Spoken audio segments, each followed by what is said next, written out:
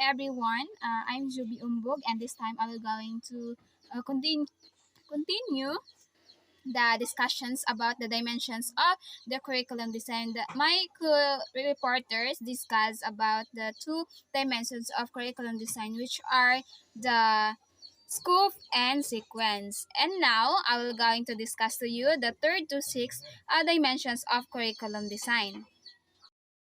The third dimensions of curriculum design, we have the continuity. So it is vertical repetitions and recurring appearances of the content provide continuity in the curriculum. So it is the repetitions of the important concept within the curriculum vertical or over time. So for example, if developing critical thinking is important in a curriculum, then this concept will appear throughout the curriculum or the gradual higher and higher level of complexity of the students' learnings and knowledge.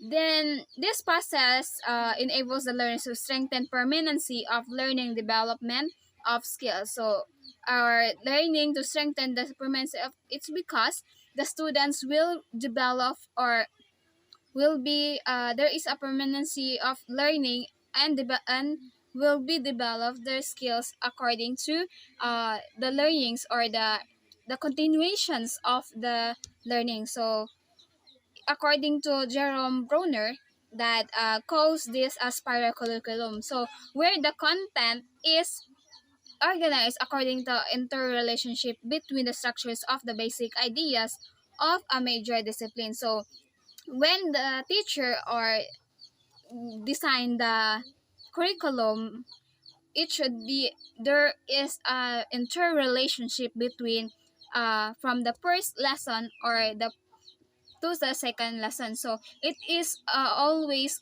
start with the higher or the lower to highest level in order for them to uh, connect or develop their learning skill gradually.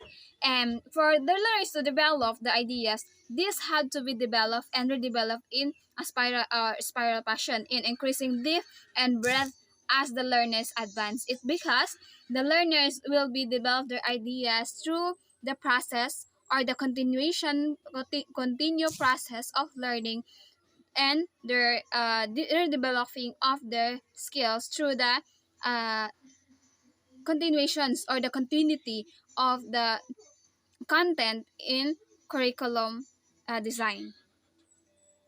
Fourth dimensions of the curriculum design, we have the integration. So uh, it is implies learning that synthesize across traditional subject areas and learning experiences. So it is all about the experiences. So there is a connection between the previous experiences and the current experiences that are designed to be mutually reinforcing. So it should be reinforced even with the lessons are finished discussing, but we need to reinforce in order for them to remember and learn the important things that they need to uh, have. And this approach develops the child's ability to transfer their learning to other settings. It's because the learnings will be put in our mind or they will be use it in different contexts. So just like everything is integrated and interconnected, it's because life is a series of emerging themes, and we cannot avoid that. This is the essence of integration in curriculum designs when the curriculum will be designed to have a or the integrations or there is a changes, but there is always a reinforcement, and organization is drawn from the world teams for real life concerns. So it should be connected with the real life situation. So for example, when we are going to design a curriculum, it should be uh, connection with the real life situations or concerns, just like we are facing right now a COVID-19. So what we are going to make or design a curriculum that is there is an integrations of the ways on how the teachers express or teach the students from the previous schools or school year and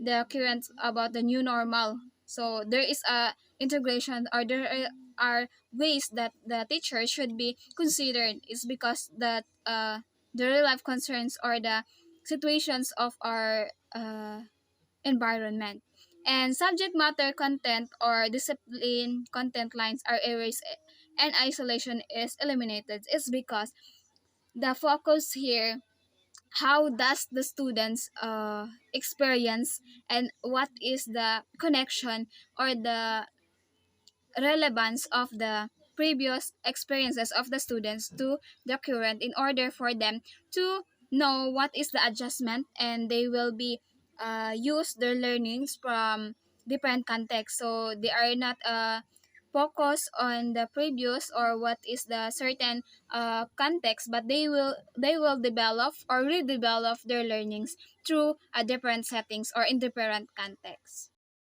We have the fifth dimensions of the curriculum designs. We have the articulation. So this can be done either vertical or horizontal. So there are ways on how the articulations will develop through vertical or horizontal. So when we say in vertical articulation, it was concerned of the contents should arrange from level to level or grade to grade, so that the content is a lower level is connected to the next level.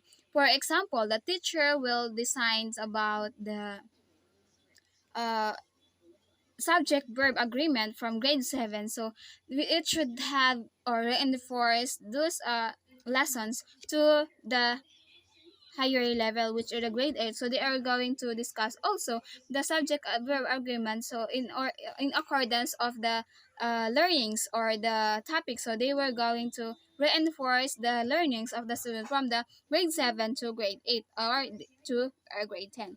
So when we say horizontal, it's articulations happens when the association between or among elements happen at the same time, like social studies in grade 6 in related to science in grade 6. So it is opposite to the vertical articulation. It's because in horizontal articulation, it is all about the similarities of or the common or relations between the uh, different subjects in the same sections or this in the same grade level. So it could be this articulation could be interactive and incremental development of learning objectives across the different case stages. So when we are articulating and aligning the curriculum is a process of making visible the connections among various learning experiences with increasing breadth and in depth. It's because the articulations can be done, or it should be emphasize how the students or the teachers will be develop the stages or the same uh, as the same year or grade level, that is there is a connections or there are relevance, just like it is about how the learnings will be redeveloped and reinforces, because in every situations or in every angle of this curriculum should be relevant, because every grade level is there is a connections. That's why the curriculum should be designed to have a relationship between the uh, or there is always a connection from the grade levels, and also in every subjects it is always be uh, there is always be a connections.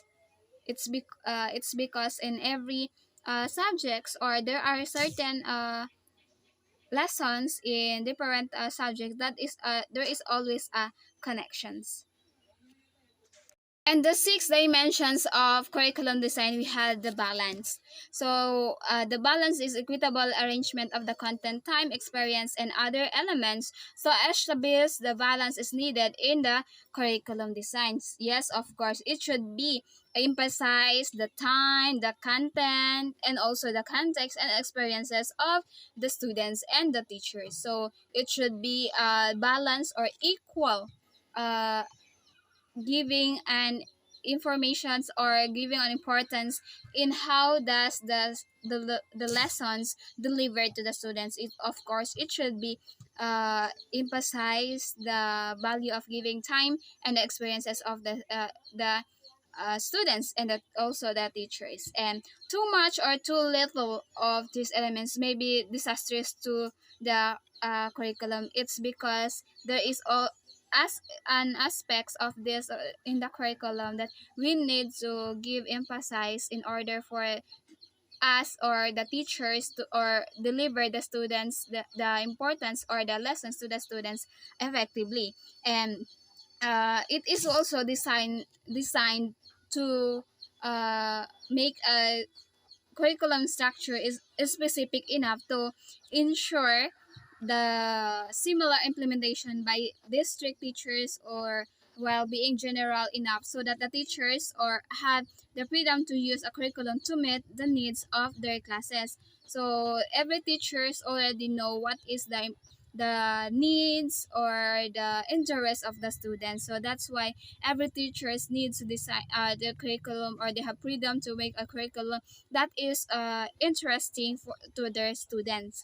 And keeping the curriculum in balance requires continuous fine tuning and review for its effectiveness or relevance. So always give the uh, feedback, or so when you are going to evaluate what is the result, does the lesson or the teacher effectively deliver the lesson, or does is there any relevance, or is the lesson relevant to the previous lesson, or it will be relevant to the future lesson. So always be balanced in terms of implementing or in terms of delivering the lessons to the students in order for them to be more effective and productive learners.